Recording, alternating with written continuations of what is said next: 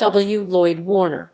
William Lloyd Warner, October 26, 1898 – May 23, 1970, was a pioneering anthropologist and sociologist noted for applying the techniques of British functionalism to understanding American culture. Background: William Lloyd Warner was born in Redlands, California, into the family of William Taylor and Clara Bell Carter, middle-class farmers. Warner attended San Bernardino High School, after which he joined the Army in 1917. He contracted tuberculosis in 1918 and was released from the service.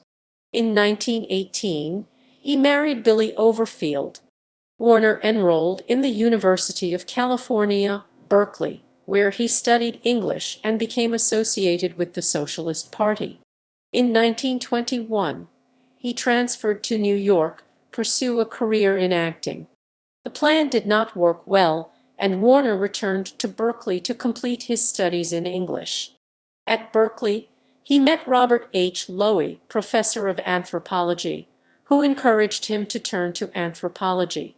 Warner became fascinated by the work of Bronislaw Malinowski and A.R. Radcliffe Brown, who introduced him to the British functionalist approach to social anthropology. He also developed friendships with anthropologists Alfred L. Kroeber and Theodora Kroeber.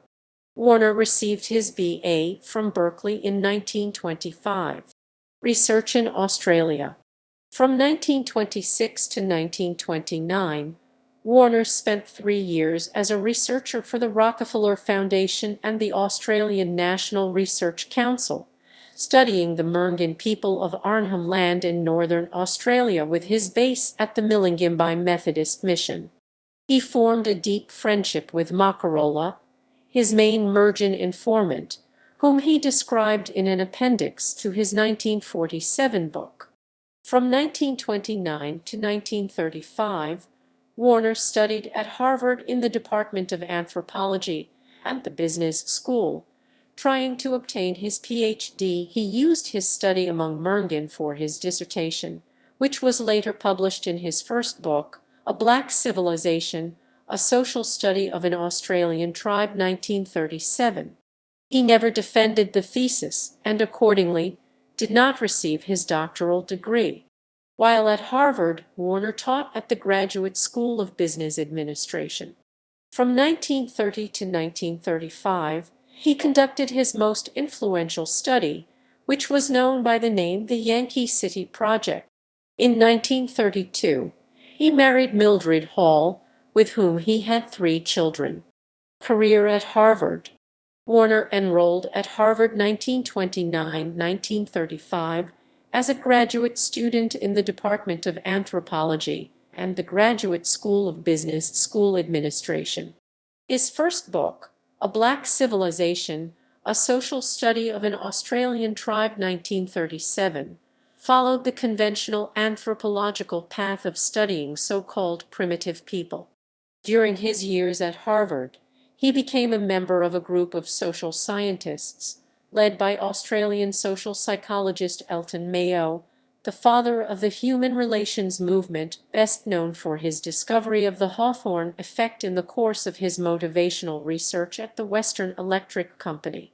Mayo was exploring the social and psychological dimensions of industrial settings and stimulated Warner's interest in contemporary society.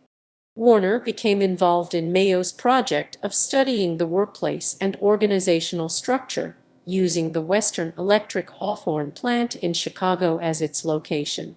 Warner's contribution consisted in the introduction of anthropological techniques of observation and interviewing, an innovation that helped cultural explanations to emerge from data analysis.